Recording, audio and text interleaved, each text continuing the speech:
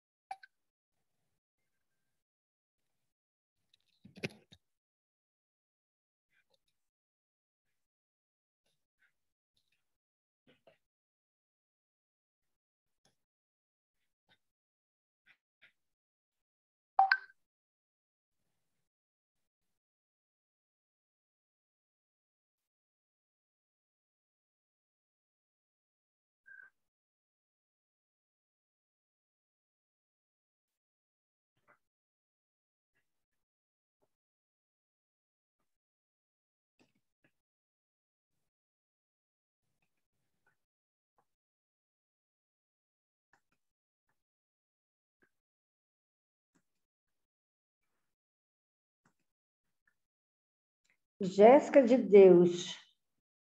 Ai, gente, o que eu fiz? Gegé?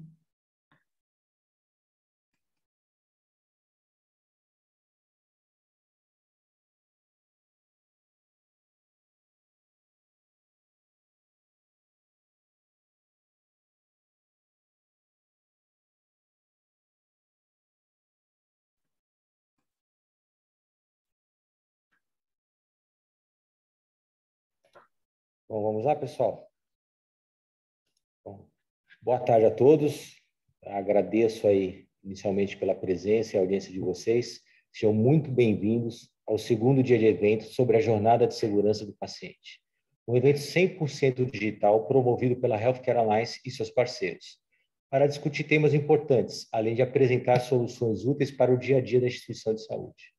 Eu sou Alan Leal, eu sou o diretor comercial da Healthcare Alliance e hoje nós vamos falar sobre desafios do controle de infecções e o auxílio de tecnologia. Um tema muito pertinente que teve ainda mais destaque nesse momento que ainda estamos passando. Temos aqui um grupo seleto de especialistas para conversar conosco. Eu vou apresentar inicialmente aqui a senhora Denilde Andrade, ela é enfermeira, consultora em CIH e coordenadora da Vigilância Epidemiológica da Unidade de Vigilância em Saúde Vila Mariana, Jabaquara. Muito bem-vinda, Denilde. Uma boa tarde aí. Obrigado pela presença. Boa tarde, agradeço o convite e teremos aí a oportunidade de discussão desse tema tão importante. Obrigado. Temos também aqui conosco a senhora Ana Paula Miculenas, gerente de qualidade e segurança corporativa de hospitais, com mais de 15 anos de experiência em controle de infecção e gestão de riscos assistenciais. Ela atualmente atua na operação de hospitais do grupo DASA. Bem-vindo, Ana Paula. Uma boa tarde. Obrigada, Alan, pela oportunidade, pelo convite e muito bom dividir experiências aí com todos vocês. Obrigado, sem dúvida. Hoje é um dia para troca de experiências, troca de informações e dicas, né, de melhores soluções aí para a área de saúde. Temos também conosco aqui o senhor Wendel Souza, gerente de produtos da First do Brasil e analista de sistemas com ampla experiência em soluções de tecnologia da informação em saúde. Obrigado, Wendel, pela sua presença. Uma boa tarde, seja bem-vindo. Boa tarde, eu que agradeço pelo convite, é um prazer estar aqui com vocês. Obrigado. Pessoal, antes da gente iniciar nossas atividades aqui, eu gostaria de dar um recado para todos que estão nos ouvindo, que fiquem à vontade, nós temos um chat, podem mandar questionamentos, sugestões, e no final do nosso evento teremos algum tempo para respostas, então aproveitem, é o momento aqui para a gente trocar informações e vocês falarem com essas pessoas especialistas aqui, essas feras no assunto. Bom, vamos lá. Como forma de introduzir o tema, acho que vale ressaltar alguns aspectos aí importantes, né? Sabemos que contar com equipes médicas competentes e oferecer serviços de excelência em prevenção e tratamento são fatores essenciais para a segurança do paciente. Mas a gestão de infraestrutura hospitalar também deve ser encarada como prioritária, quando se fala em oferecer serviços médicos de qualidade e garantir a segurança do paciente. Dito isso, eu gostaria de trazer uma questão para os nossos integrantes da mesa aqui. Por onde devemos começar para que possamos garantir esse controle e melhor entrega para o paciente? Como a tecnologia pode auxiliar na prevenção de infecção ou minimizá-las? Podemos começar com a Denilde? Podemos. Então, na vasta experiência, né, que eu tenho trabalhando com o controle de infecção, o que a gente percebe é a dedicação do tempo dos profissionais de controle de infecção para situações, né, para necessidades de trabalhos que poderiam ser substituídas ou apoiadas por uma tecnologia de informação. Por exemplo, toda a base de prevenção em controle de infecção hospitalar está no levantamento de dados através da vigilância epidemiológica. É daí que se sabe a quantidade de infecção, os eventos, as adesões de medidas, né? Tudo isso parte da questão da vigilância e que muitas vezes é feita de uma maneira bastante morosa. Então, a tecnologia da informação, ela permite que essa busca ela seja mais direcionada, mais dinâmica, mais objetiva e que todo o serviço do hospital, todas as unidades, elas possam participar desse projeto, né, desse processo de vigilância, acessando os links mais facilmente, os manuais, as normas, né, treinamentos online. Então, tudo isso, toda essa tecnologia, ela permite que o profissional de controle de infecção ele fique mais voltado para medidas preventivas mesmo, né? Para uma questão da educação permanente.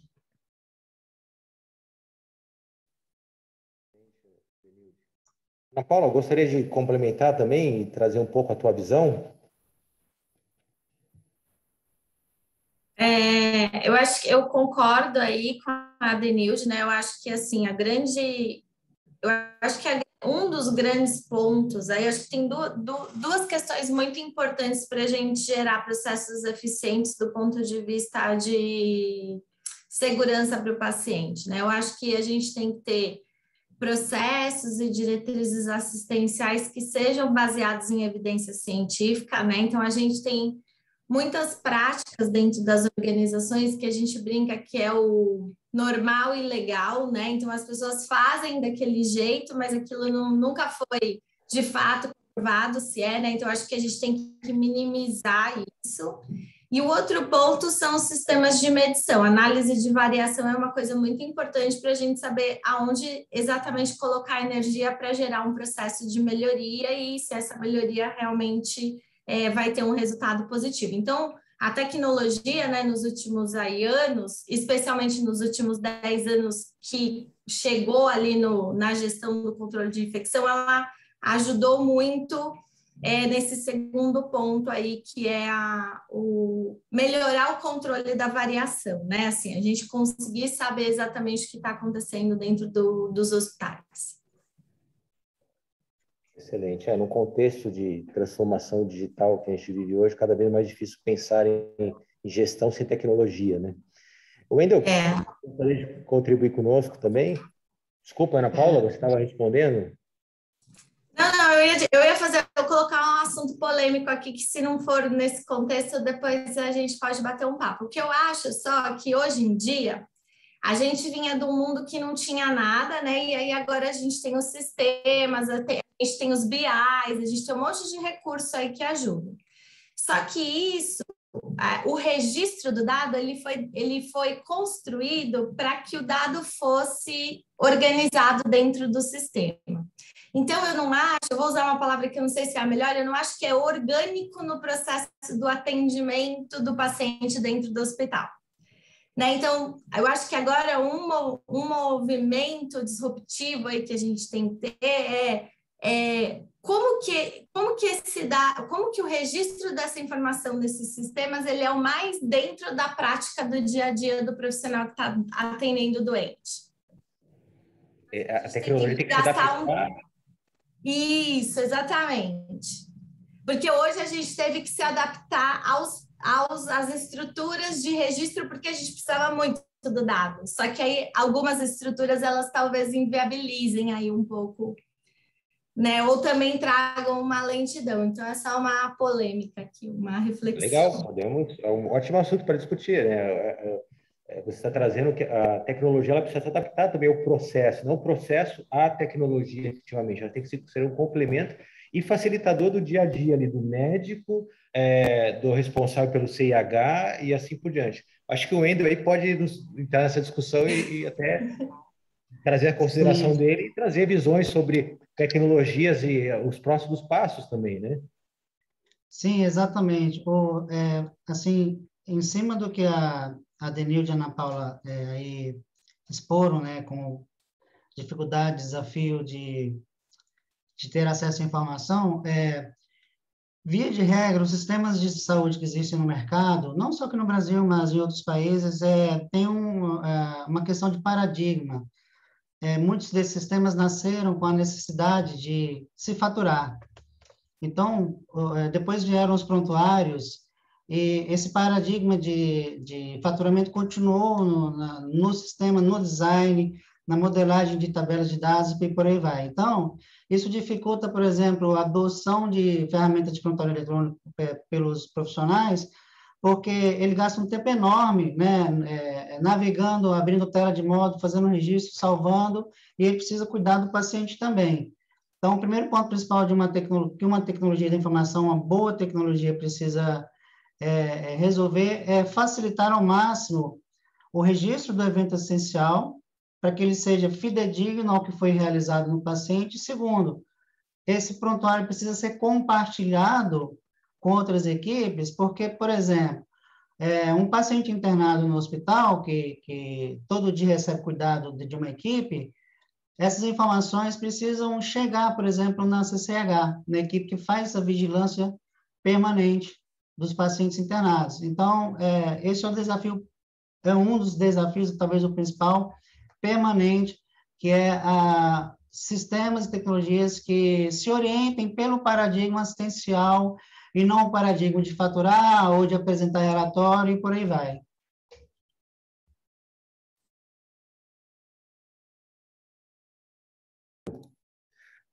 Estava no mudo. Eu esqueci. A gente sabe que muitos sistemas hospitalares e a base foram desenvolvidos a partir realmente do financeiro, né? Acho que a primeira área a se informatizar em um hospital foi o financeiro. Então a gente inverteu um pouco o processo, né? Mas isso há alguns anos eu percebo. Foi muito interessante esse assunto sendo puxado pela Ana Paula, porque a gente pega os RPs, os líderes de mercado, eles estão querendo mudar essa visão, porque e o termo do Wendel, né? O médico precisa cuidar do paciente também, né? O também, né, é um detalhe importante, porque a gente se preocupa tanto com os dados, a alimentação, mas e como a gente facilita isso? Então eu acho muito muito pertinente. Até agradeço a Ana Paula aí trazer esse assunto, porque o processo hoje dos grandes PEPs, dos grandes RPs melhorar o trabalho do médico e melhorar a atenção ao paciente. Mas aqui vocês que estão para falar. Aproveitando esse tema, então, Ana Paula, eu vou puxar para você. Poxa, precisamos facilitar o trabalho do médico no processo. O que deve ser analisado, o que deve ser levado para que o paciente tenha segurança em seu tempo de tratamento dentro do hospital, até fora do hospital? Quais são esses processos? O que a gente tem que levar para dentro do sistema? O que é importante nesse contexto?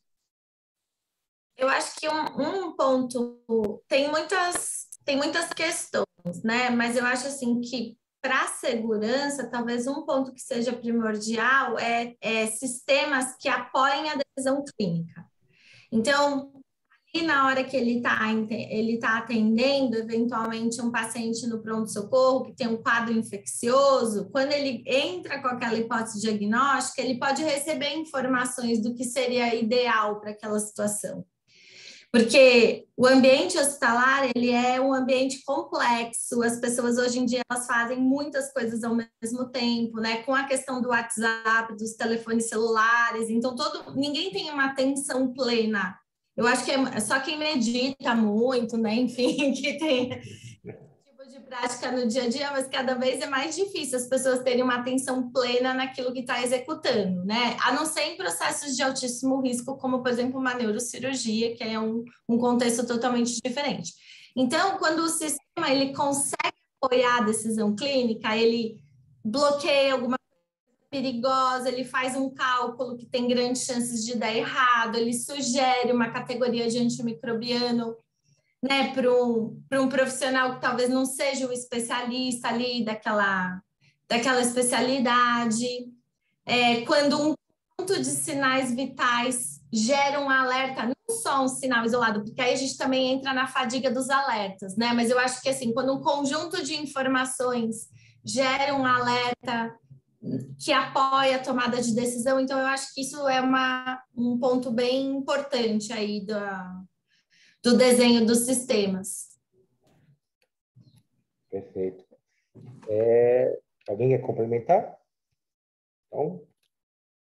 Então, pode deixar, está fechado, Adenilde. Eu vi que você começou a falar e estava no mudo. Se quiserem deixar aberto, fique à vontade. Desculpa, eu fechei tudo aqui em casa para não fazer nenhum barulho, mas é o hábito. Essa questão que a Ana Paula falou é bastante pertinente. A gente pensa, né, Ana Paula, nos protocolos, né, nos protocolos assistenciais. Porém, eles não podem ser protocolos engessados. Existe essa necessidade, né, que o profissional seja direcionado, até por conta da especialidade, mas que não sejam protocolos que o indivíduo, a pessoa, o profissional, o técnico, ele não possa pensar, né? Então, uma das grandes dificuldades quando se coloca esse tipo de protocolos gerados, como a Ana Paula colocou, né? Um instrumento para as pessoas seguirem, um grande cuidado que precisa ter é exatamente isso, é deixar que ele seja um protocolo não engessado, né? É importante essa questão que ela colocou, permitir que o profissional tenha opções, sugestões de antimicrobiano, por exemplo, no protocolo que foi colocado. Um paciente com admissão no pronto-socorro, que entra no protocolo de sepsis, por exemplo, né? Ele tem que permitir que o profissional siga todos os passos necessários, mas que tenha possibilidades de tomada de decisão. Muitas vezes, no meio daquele protocolo que ele está sendo seguido, se pensa clinicamente numa situação diferente da que está proposta. Então, isso tem que ser pensado também. É importante, né, que tenha esse respaldo e que nunca se pense a tecnologia como uma coisa pronta, né? Sempre com aquela possibilidade de facilitar, né? Como o Endo colocou, não pode ser tantos passos, tantas telas para se abrir. Precisa ser um produto que vá dar essa segurança que a Ana Paula colocou, esse respaldo, mas não pode ser um protocolo fechado, rígido, que o profissional não tenha possibilidade de ter um raciocínio científico, lógico, em cima daquele atendimento. Então, é realmente bastante complexo. Denilde, pegando o gancho até na tua fala sobre protocolos e tudo, a gente acabou de passar pandemia, estamos na pandemia, né? E mudança de protocolos periódicos, definições, né? Na sua visão, assim, nesse momento, o que ajudou ou faltou de tecnologia para passar esse momento e para facilitar a vida ali do médico e de todo o corpo clínico para atendimento desses pacientes? Apesar de nós termos avançado com a questão da tecnologia da informação para o controle de infecção, eu acho que isso faltou sim, né? O controle de infecção, ele tem uma carga de trabalho muito grande em relação a questões específicas da vigilância, né? Tem a questão da segurança do paciente, como a Ana Paula colocou, mas tem a questão da vigilância, então existem legislações, existem acreditações dentro dos hospitais que dependem, né? que demanda essa necessidade de informação de dados, de vigilância, de IRAs. Então, nesse momento da pandemia, eu acho que faltou isso, né? O profissional de controle de infecção ele teve que gerar muitas notificações, por exemplo, né? Preencher fichas, fichas e fichas. Um sistema tecnológico extremamente lento, né? Ele não, o sistema que foi colocado no Brasil para que o profissional de controle de infecção, ou quem estivesse atendendo, fizesse essas notificações, era um sistema lento, um sistema que foi modificado muitas vezes, né? Um outro sistema que foi criado também para fazer notificações mais rápidas de consultório, era um sistema muito ruim em termos de que nós falamos até agora, era um sistema muito engessado, então não tinha como o profissional informar de um só momento tudo que era necessário para que se fizesse as ações de saúde pública. Então, além do profissional preencher esses sistemas de notificação, ele ainda tinha que responder demandas de e-mail, de evolução de paciente, de óbito, juntamente com a vigilância, né, falando especificamente de São Paulo, juntamente com a vigilância, cobrando toda essa demanda do controle de infecção, vinha o sistema de saúde solicitando informações de leito, de disponibilidade de leitos de UTIs. Então, foi um boom de informações solicitadas para o controle de infecção, e ainda tinha essa questão toda de uma tecnologia bastante frágil, né? Um sistema bastante frágil. Eu acho que isso teve alguns aspectos. Uma subnotificação, uma lentidão na informação de dados e uma sobrecarga de trabalho para o profissional de controle de infecção, que se via frente a um cenário completamente novo, né? Um cenário pandêmico de uma doença que exigia uma notificação rápida, em 24 horas, e, por outro lado, toda a demanda que exigia desse paciente dentro do hospital em prevenção de controle de infecção. Se nós olharmos o início da pandemia, com a gravidade do paciente, esse era um paciente entubado, pronado, né? Um processo que não era conhecido nem pelos profissionais de controle de infecção, nem pelos intensivistas, nem pelos fisioterapeutas, né? Era um paciente que tinha catéter. Então, era uma situação que tinha riscos também associados à prevenção de controle de infecção.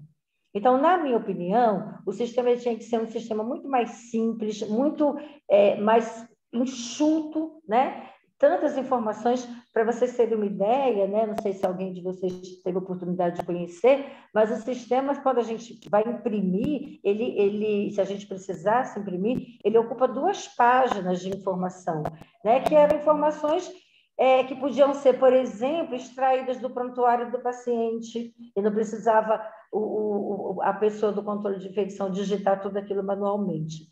E, além disso, houve uma falha bastante significativa quando os serviços, né, os municípios, eles não disponibilizaram esse sistema de notificação, né, esse sistema eletrônico para os hospitais anteriormente, né? Esse sistema foi criado em 2015, na pandemia do H1N1, e os hospitais não conheciam, ele ficava unicamente na vigilância. Então, durante 2, 3, 4 meses, as notificações eram todas feitas no papel, porque as pessoas não conheciam o sistema de notificação. E isso certamente causou impacto na qualidade da assistência, porque os profissionais de controle de infecção, as instituições, elas precisam responder demandas solicitadas pela Secretaria de Saúde, pela Anvisa, pelo Ministério. Então, certamente criou, sim, dentro dos serviços eu não saberia dizer para você se criou se teve uma má qualidade da assistência, mas, sinceramente, criou um impacto muito grande na qualidade da assistência dos profissionais, né, em relação a esses pacientes mais graves.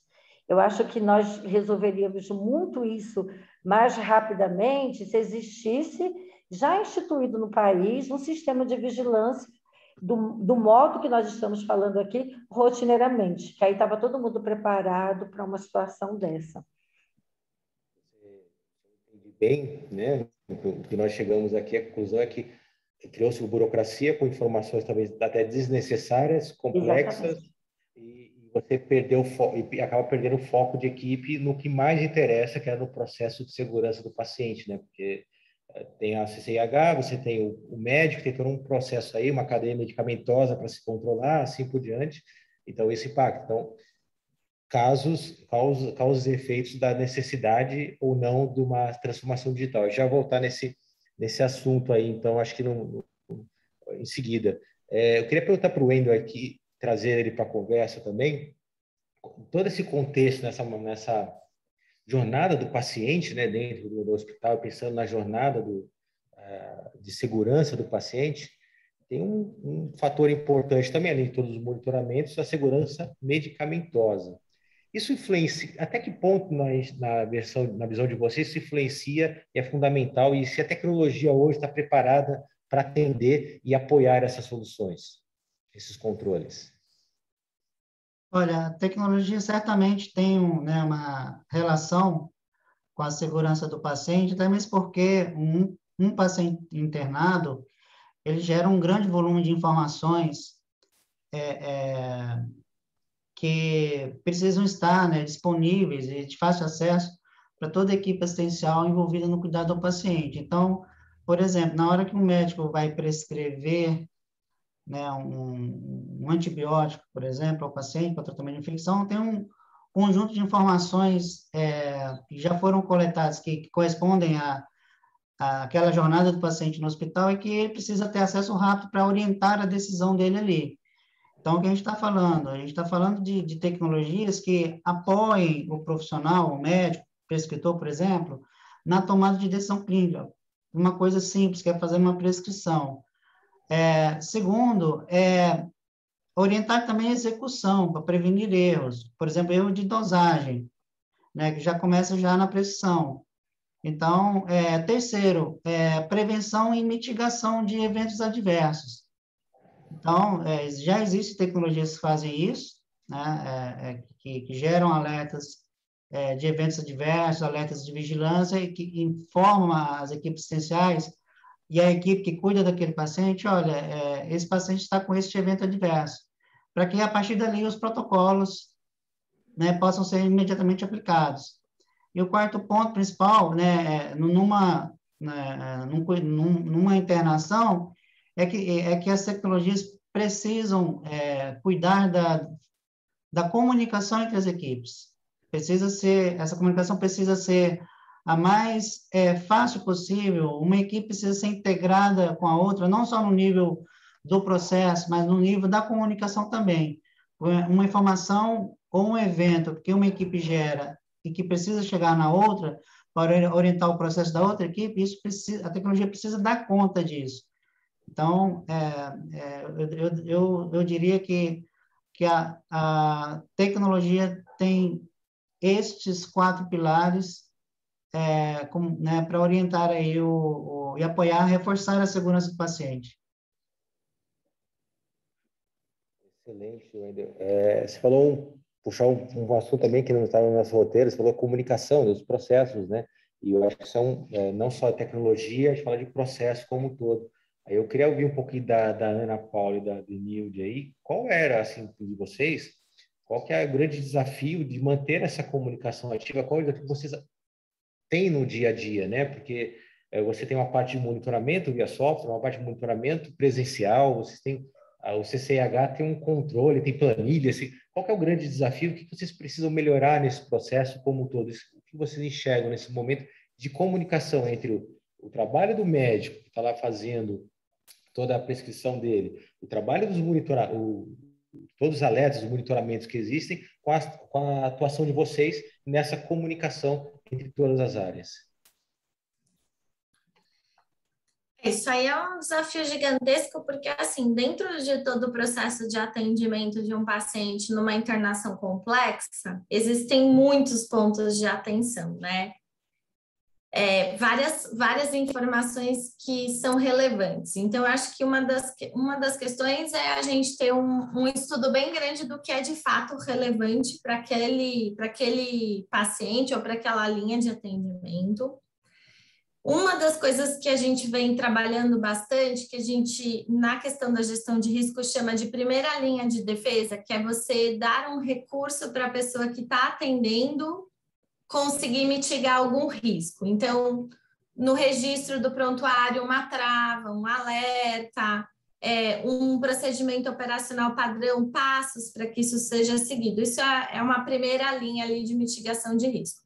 Só que se por algum motivo essa pessoa ela não consegue, com esses recursos, mitigar aquele risco e ele extrapola, eu não tenho uma segunda linha olhando que aquela primeira não funcionou, né? Então, a gente entra um pouco no contexto dos núcleos operacionais clínicos, que é ter uma pessoa que está fora do processo assistencial, fazendo a gestão dos pontos que a gente, de fato, elencar como pontos críticos dentro daquele contexto hospitalar. Então, é assim, eu acho que, por exemplo, uma das causas mais frequentes de evento adverso com dano grave e óbito no mundo é atraso de tratamento.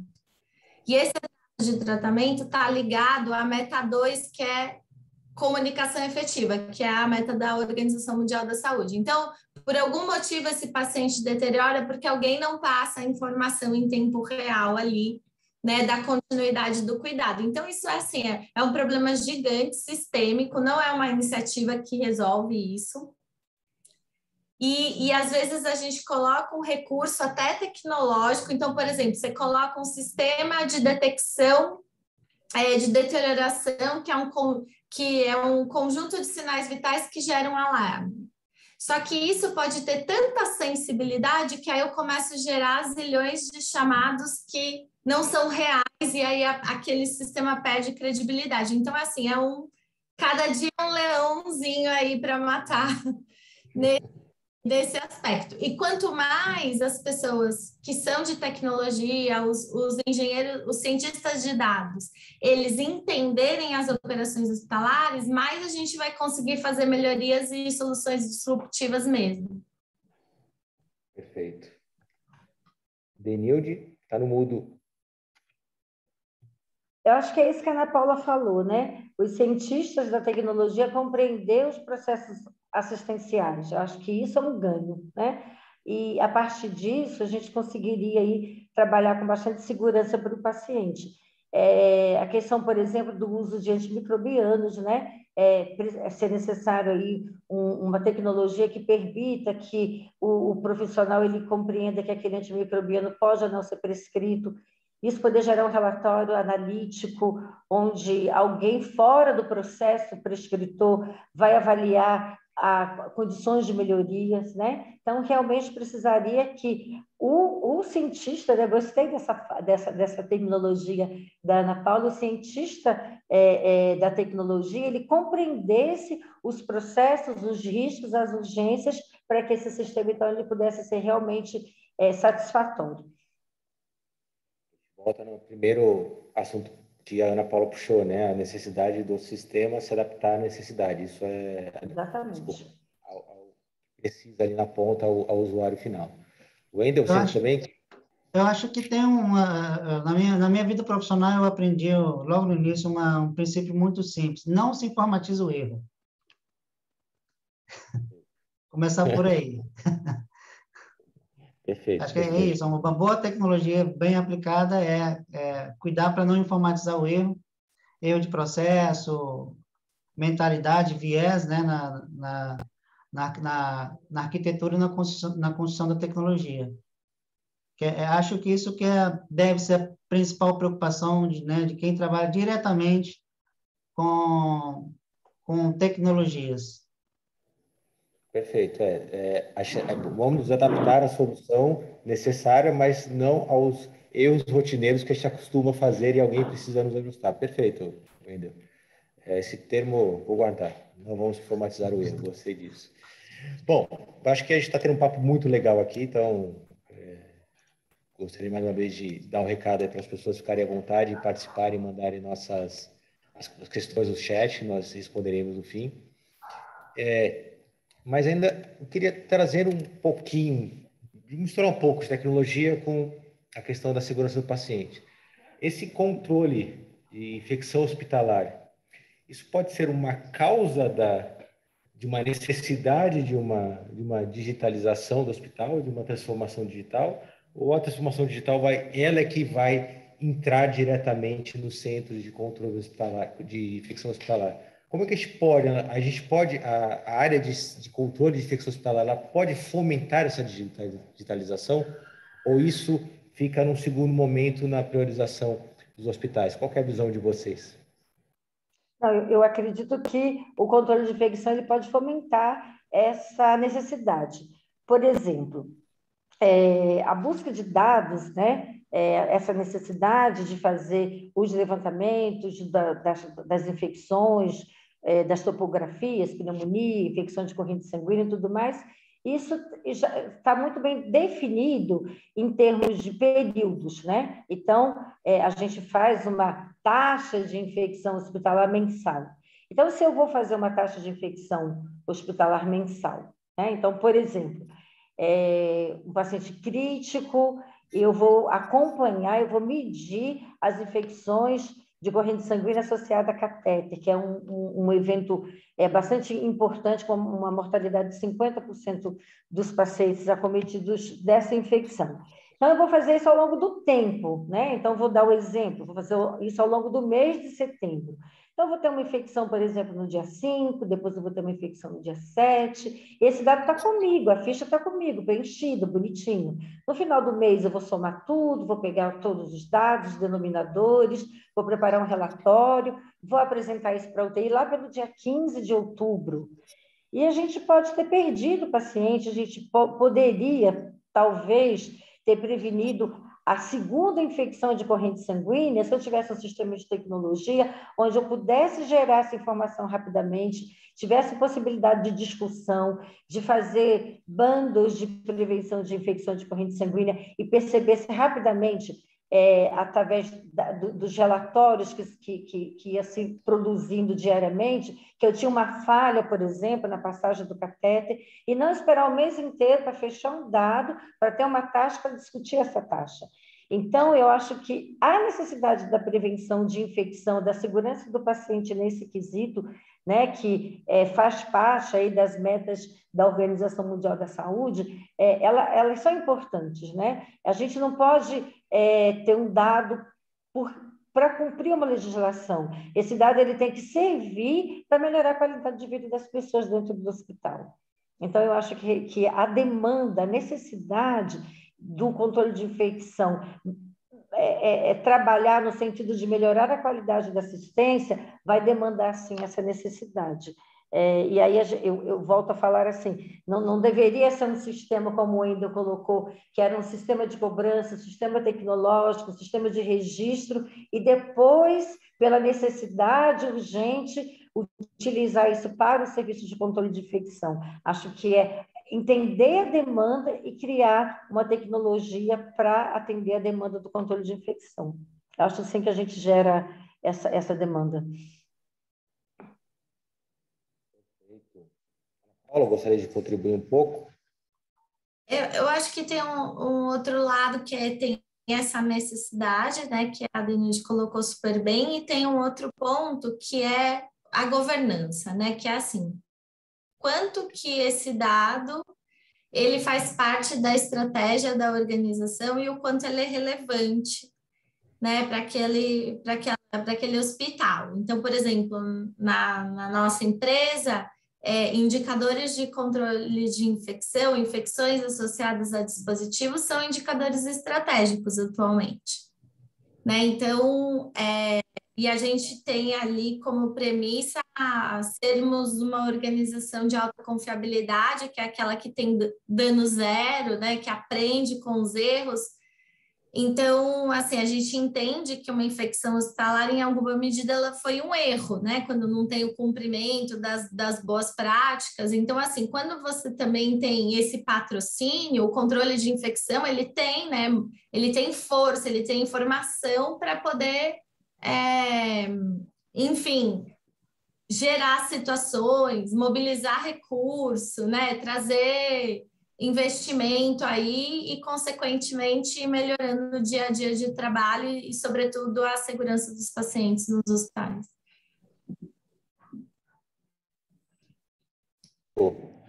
Wendel, você abriu aí, você quer contribuir também um pouco?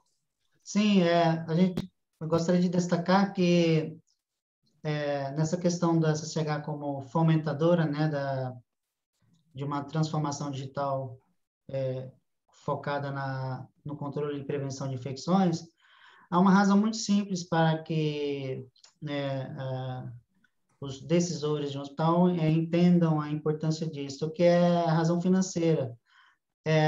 Hoje, né, nós já percebemos no mercado que o modelo de remuneração está mudando, né?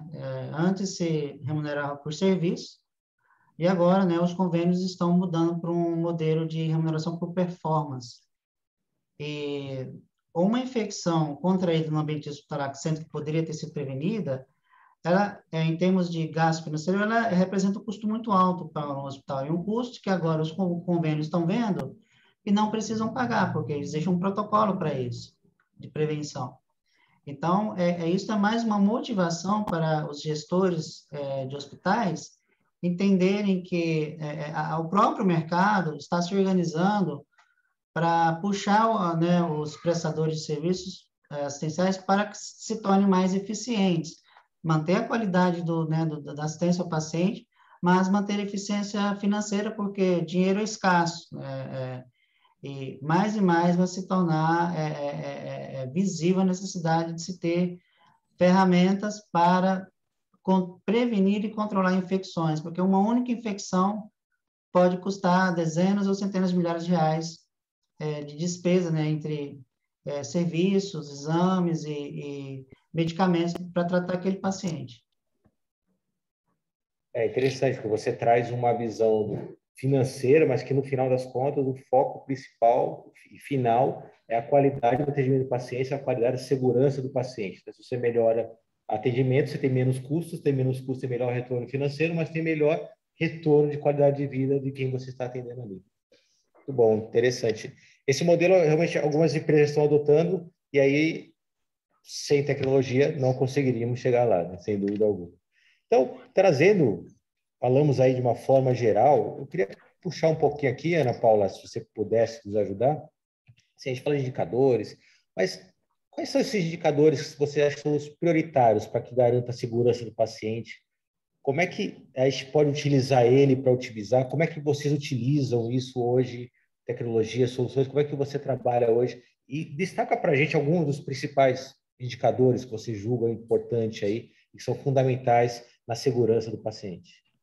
Então, eu li o último boletim, eu não sei se teve uma atualização nova da Organização Mundial do Desenvolvimento Econômico, né? Eles fazem, todos os países desenvolvidos e muitos países, né, em desenvolvimento fazem parte, e eles têm uma seção só sobre evento adverso, e lá eles recomendam que todas as organizações, sobretudo as que estão em países em desenvolvimento, façam gestão de infecção primária da corrente sanguínea associada a catéter venoso e as lesões por pressão, né? Então, isso é uma recomendação porque eles, na amostra deles, que é bem importante, né, o número de observações de países de reportes grande, esses são os eventos que mais incidem, são os eventos que têm mais custo associado, né, ao processo de atendimento hospitalar. Então, você melhora a vida do paciente, consequentemente, você reduz seu custo hospitalar, né, o desperdício, né, como o Wendel colocou. E aí eu acho que a gente tem que ir muito na linha do que causa evento adverso com dano grave hoje em dia, né? Então, eu acho que, assim, as 6 metas internacionais de segurança, elas não foram definidas pela Organização Mundial da Saúde à toa. Quando a gente vai olhar a epidemiologia de eventos de todos os hospitais no mundo, a gente vê que eles estão associados a falhas nas técnicas cirúrgicas, a queda, a atraso de tratamento, como a gente comentou anteriormente, a infecção hospitalar por falta de higienização das mãos. Então, eu acho que a gente monitorar esses indicadores que a gente fala assim, estamos há 20 anos falando sobre as mesmas coisas, mas é porque ainda esses são os principais problemas eu acredito que de todos os hospitais no mundo, né? Então, a gente não precisa, a gente sempre acha que vai vir uma mágica, né? Que é uma coisa que a gente não está vendo, e na realidade são as questões do dia a dia, assim. Perfeito, Ana. Então, você falou de monitoramento de alguns itens aí. Wendel, então, puxar você para... Eu queria te fazer uma pergunta, assim, na tua visão aí, né? Então, tem alguns itens, como foi discutido aqui, alguns monitoramentos essenciais. Então, e que tecnologias que são imprescindíveis para que a gente tenha essa garantia de segurança e como que a gente pode utilizá-la no controle de infecção hospitalar? Olha, no nível mais básico, uma tecnologia essencial é a tecnologia de integração. Como, né, os dados do prontuário do paciente estão espalhados em diversos silos, bases de dados dentro de uma mesma instituição, por exemplo, ou no caso de uma rede, várias bases de dados, então a primeira coisa é fazer esses dados serem integrados para facilitar o acesso às informações de um paciente pela equipe assistencial, onde quer que o paciente esteja ou passe pela porta de um hospital. Esse é o primeiro ponto. O segundo é alertas de vigilância, para sinalizar para a equipe assistencial eventuais riscos e eventos adversos, né, para o início imediato de um protocolo. E esses alertas precisam ser gerados, né, por meio de algoritmos e enviados em tempo real, no menor tempo possível, para a equipe assistencial responsável pelo paciente. Por exemplo, um paciente cujo laudo apresentou ali a presença de um micro-organismo multidroga resistente, uma Klebsiella, por exemplo, e é preciso iniciar a precaução de contato nesse paciente ou isolá-lo, por exemplo. Isso precisa ser imediato. Então, essa tecnologia precisa dar conta disso, precisa fazer chegar essa informação na equipe responsável pelo paciente para que esse protocolo seja aplicado imediatamente, não se espere horas ou dias até que alguém dessa chegar, avise, né, faz a busca ativa, triagem, avise e liga, olha, o paciente tal tem que isolar. Uma terceira tecnologia importantíssima é uma ferramenta de BI, ou reporting, para produção de indicadores, né, de resultado, para medir, né, a eficiência, né, operacional e apoiar também a tomada de decisão gerencial na questão do controle de infecção. E eu destacaria também mais uma tecnologia importante, que é tecnologias para prevenção de surtos. Olhando a série histórica, né, de dados do prontuário e de todas as decisões que foram registradas ali, usar isso, usando, né, modelagem, obviamente, para prevenir surtos. Aí, acho que isso serviria não só para um nível, né, local ali do hospital, mas também regional de uma cidade, estado ou mesmo de um país. Perfeito. Então, aproveitando esse gancho aí dessas tecnologias, né? Então, eu vou puxar para a Denilde, depois para a Ana Paula também, aproveitar que temos uma pergunta aqui. Queria puxar, acho que está bem nesse contexto, né? Denilde, assim, como que um sistema hospitalar, né, ele pode impactar nessa qualidade da segurança do paciente? Quando você pensa num sistema, em algo que você vai atender, você puxou um pouco isso lá no início, né? O que a gente tem que analisar no contexto geral para que tenham bons indicadores para a segurança do paciente? Eu creio que tem a ver muito com o que a gente já colocou aqui, que é uma tecnologia amigável, né? Isso é uma coisa que é fundamental. Se essa tecnologia não for amigável, ela não vai... vai ser mais difícil que as pessoas façam uma adesão a utilizar a ferramenta.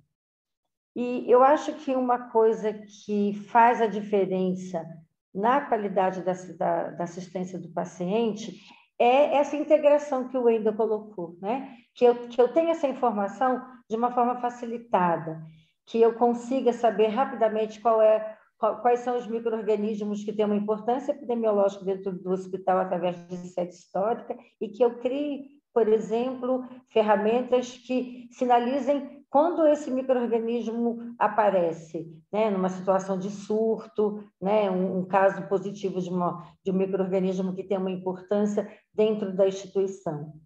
Um outro dado que eu acho assim que precisa ser visto os dados, como a gente colocou, né, que a instituição ela saiba o que acontece. Então, os dados em relação à qualidade da assistência do paciente, quer seja da segurança do paciente na gestão de risco, que são os riscos mais voltados para riscos não infecciosos, né?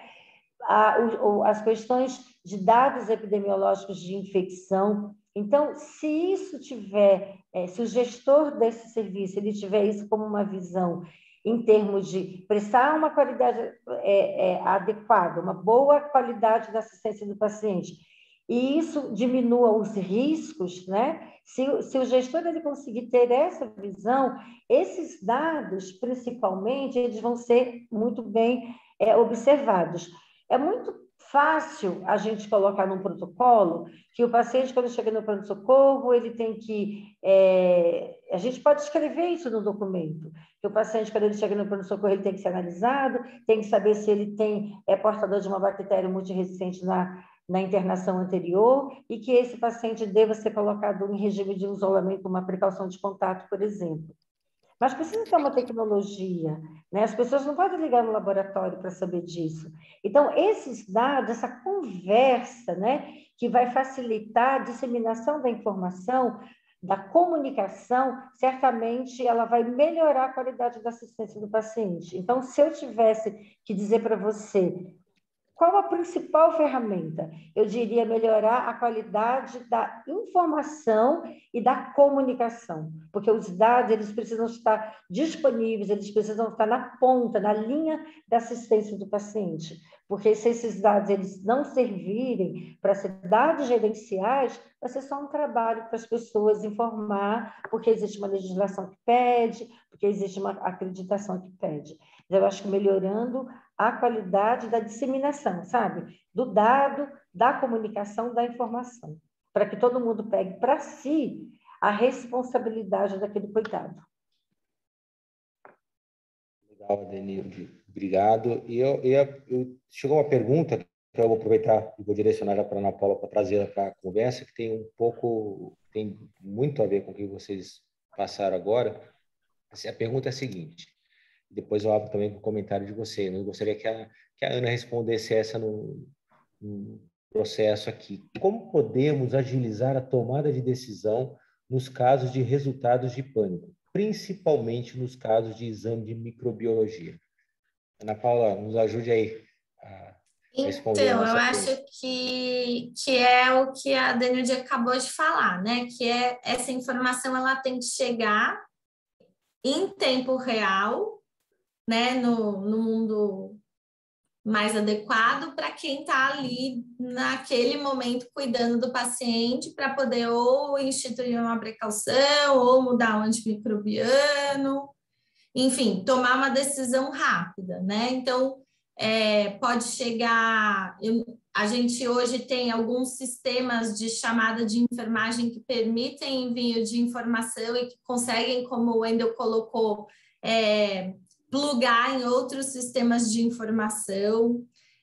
Isso pode chegar, talvez, num painel dentro da unidade de gestão, né? Um painel de gestão assistencial. Então, existem já sistemas que permitem o envio desses alertas, e aí a gente tem que fazer essas casadinhas aí de sistemas que receberão isso para que essa informação passe o mais rápido possível até quem está cuidando. Só que eu queria só colocar uma coisa que eu acho assim, eu gosto muito de tecnologia, eu fui enfermeira de controle de infecção quando a gente ia lá no laboratório, como a Adenilde falou, pegava os impressos dos resultados de microbiologia, ficava lendo, depois digitava... Não tenho nem o que falar o quanto os sistemas ajudaram a gente, tanto na qualificação da informação, como na liberação do tempo para atender os pacientes. Só que por exemplo, a pergunta ela estava falando sobre resultado de pânico e aí depois direcionou para microbiologia. Existem alguns resultados de pânico que têm tempo de tomada de decisão associada. Então, por exemplo... não é o foco aqui, né? Mas só para deixar esse alerta, no exame microbiológico, a gente tem um delta T ali, às vezes, um pouco maior. Às vezes, nem sempre. Mas, por exemplo, num exame de pânico de imagem, se a pessoa tem, sei lá, um sangramento próximo ao coração muito grande, que a gente chama de derrame pericárdico, aí isso tem que ser de telefone para telefone, confirmando que quem vai poder tomar uma decisão ouviu a mensagem e entendeu. Né? Então, assim, eu acho que a tecnologia ela é excelente, mas em algumas situações você precisa ter a confirmação da compreensão da informação. Né? Então, também a gente tem que tomar esses cuidados quando a gente está falando sobre segurança do paciente. Tecnologia é complemento, pode ser base, mas é complemento, né, de um processo de pessoas e qualificação, né? A gente falou corpo clínico qualificado, pessoal qualificado, processo registrado. Então a gente não tem uma, não dá para isolar nada, né? Você não vive sem tecnologia, a tecnologia também ela não vai resolver tudo, mas ela pode ser a base, te dar todas as informações necessárias para você tomar a decisão correta, o médico tomar a decisão correta, assim por diante. Isso que a Ana Paula colocou é bastante pertinente, né?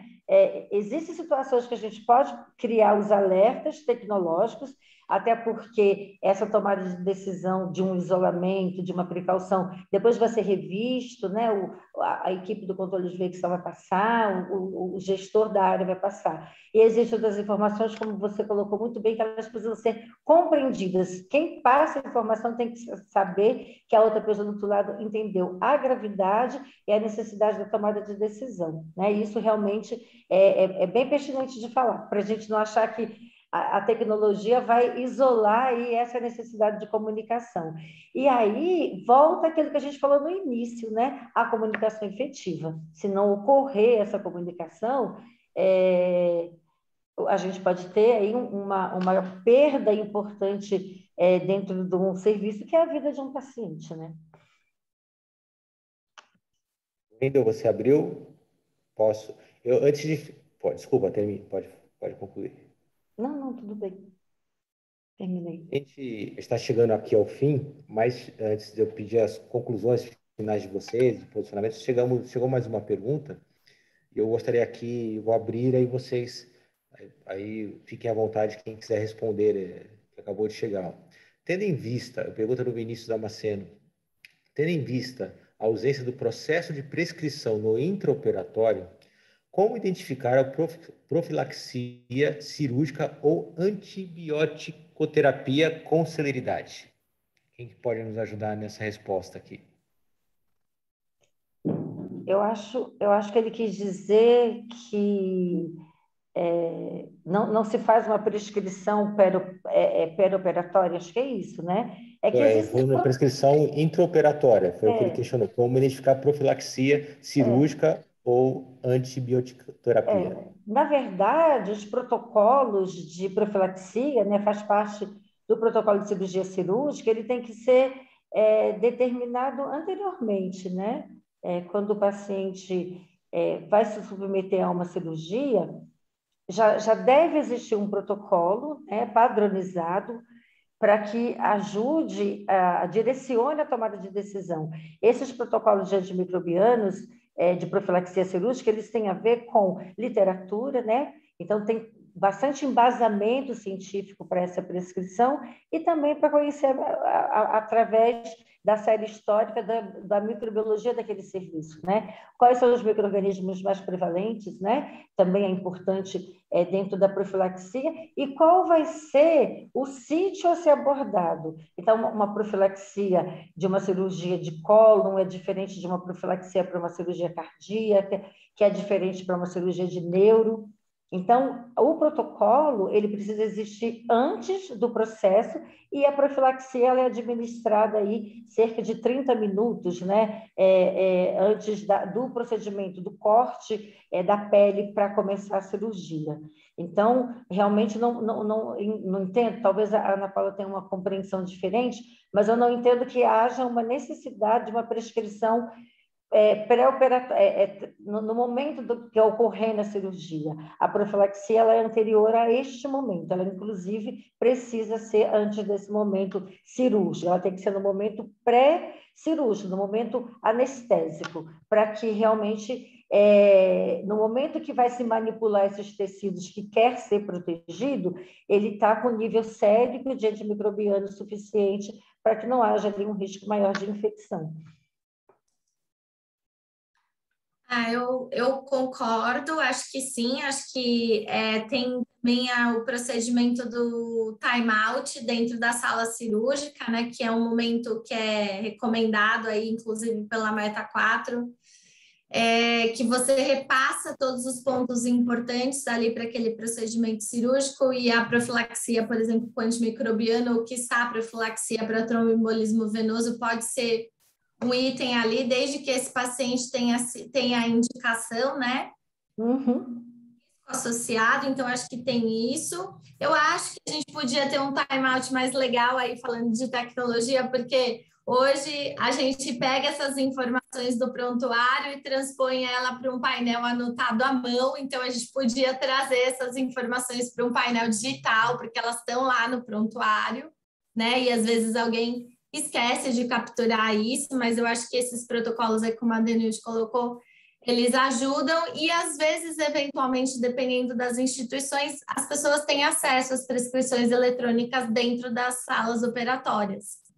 Então, também a gente já tem esse compartilhamento de informação aí.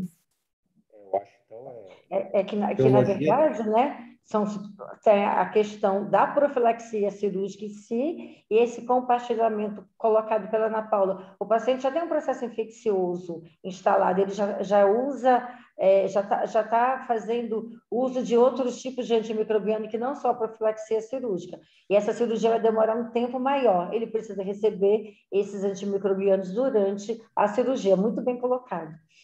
Perfeito.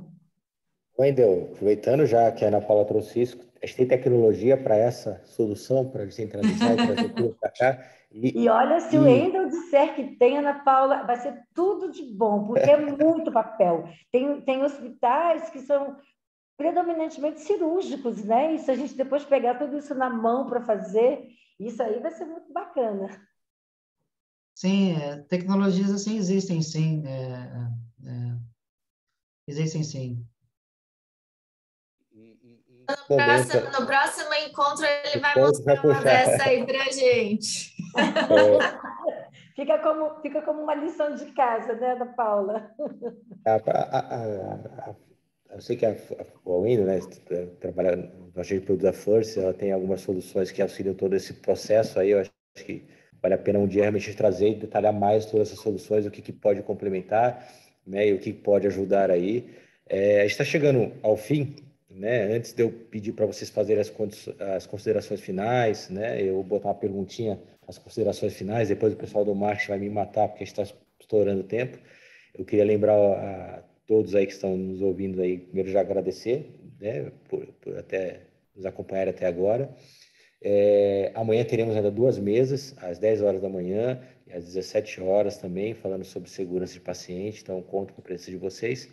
E aí eu gostaria de também conversar com a Ana Paula agora, né, pedir as considerações finais e rapidamente quais são as soluções ou tecnologias que estão utilizando para que possam melhorar a segurança do paciente no teu dia a dia e o próximo desafio que você deixa para a próxima discussão para nós 4 aqui trazermos uma próxima mesa quando falarmos de segurança do paciente. E sugestão para todos aí, todos me tragam uma sugestão para eu anotar e trazer o próximo assunto. Então, na realidade, eu acho que assim, o que a gente vem utilizando muito, o que a gente utiliza, que é a base de tudo, eu falo que o princípio de tudo é o registro da informação do paciente, que é o prontuário eletrônico, né? E aí, existem muitos sistemas associados que captam, né, informações do prontuário eletrônico e de outros, por exemplo, como do laboratório, como, enfim, qualquer outro que tenha no hospital. Então, essa questão da integração, como ainda colocou, eu acho que é a coisa mais importante atualmente. E aí, uma das coisas que mudou um pouco a nossa relação com o tempo e as tomadas de decisão são os BIs associados a esses sistemas, para que a gente tenha informação organizada, né? E que a gente possa ter mais possibilidades de análises variadas, né? Antes os relatórios eles eram muito engessados e aí direcionavam a gente para determinadas tomadas de decisões. E aí quando você permite fazer combinações aleatórias, enfim, isso ajuda muito. Eu acho que assim, o que a gente tem que o desafio aí eu acho que é essa transposição, né, que o Wendel colocou, que o mundo da tecnologia hospitalar, ele nasceu numa outra premissa e agora a gente tem que trazer ela para essa premissa assim do usuário mesmo, né, de como isso se dá mais próximo da vida real possível. Obrigado, Ana. Muito obrigado. Denilde, por favor, eu gostaria também de suas considerações finais.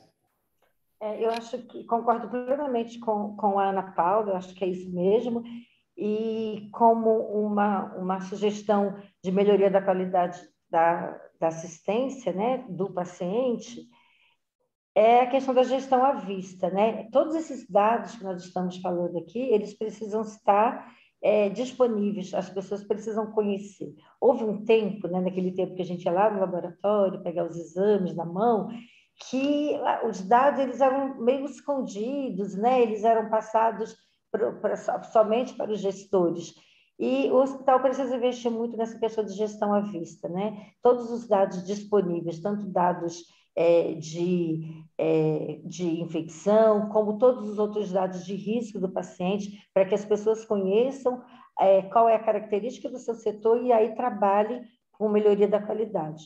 Acho que isso é uma coisa muito pertinente, né? Então, uma permeabilização melhor desses dados. E essa questão de conversar, dos sistemas conversarem de uma forma efetiva, né? Eu acho que se fosse um sistema, talvez o Wendel possa colocar uma palavra mais adequada, mas um sistema mais limpo, né? Onde tudo isso pudesse fazer uma composição e que o profissional ele conseguisse todas as informações dele num único sistema. Isso realmente seria de grande valia para a economia de tempo, para utilizar o tempo para outras coisas voltadas para a segurança do paciente. Legal, Denilde. Então, Wendel, aproveitando aqui, né, pedir para você também fazer as considerações e levando os desafios, né, e as soluções aí que a FURT tem também para que podem auxiliar nessas tomadas de decisões sensíveis aí. Certo. Bom, o desafio é este mesmo, né? Do ponto de vista de a arquitetura e construção de tecnologias, os sistemas precisam ser intuitivos, precisam, né, respeitar, né, os paradigmas, né, de modelagem. No caso de um prontuário, precisa ser centrado no paciente, certo? E precisa assegurar o registro correto das informações do paciente, precisa facilitar o acesso às informações entre as diversas equipes, precisa facilitar a comunicação, e a nossa empresa atua justamente neste meio, né? A CCH é o meio, é o coração, digamos assim, do hospital, porque tudo que acontece com o paciente internado no hospital, ela precisa saber. E precisa saber no menor tempo possível, e essa informação precisa ser correta para que ela tenha condições de orientar também as equipes essenciais para prevenir e mitigar infecções hospitalares. Então, do ponto de vista da nossa empresa, justamente esse é o nosso foco, nossa expertise, que é apoiar a CCH a alcançar esse padrão, né, de eficiência, de chegar na informação no menor tempo possível, para que a tomada de decisão, né, do controlador de infecção seja correta e apoie também a equipe essencial no tratamento do paciente para que se tenha um desfecho favorável. Acho que isso é o objetivo de todos, né, envolvidos, né, nesta temática. Perfeito, Wendel. Bom, eu gostaria, antes de finalizar aqui, primeiro agradecer a toda a audiência, todo o tempo aqui conosco, agradecer a participação. Tivemos outras questões que podemos nos enviar depois. Eu gostaria de lembrar também nós falamos um pouquinho de transformação digital, que tem a ver totalmente com a segurança do paciente. A Healthcare Alliance tem um trabalho de transformação digital, nós temos um programa de aceleração digital com parceria com a Focus, então temos um link aqui no chat para vocês também se inscreverem, vão ter um evento para apresentar todo esse programa e alguns resultados no dia 28 de outubro. Então, eu gostaria aí que quem tivesse interesse participe, vai ser muito interessante, temos resultados de algumas instituições, então é interessante a forma que você possa identificar a tua instituição em relação ao mercado e saber como você está nessa jornada de transformação digital. Gostaria de agradecer aqui imensamente a Ana, a Denilde, ao Wendel pela participação e conto com vocês nos próximos e muito boa noite a todos e que todos tenham um excelente resto de semana aí e até o próximo evento. Um abraço e boa noite. Tchau, obrigada. Boa noite, muito obrigada. Boa noite.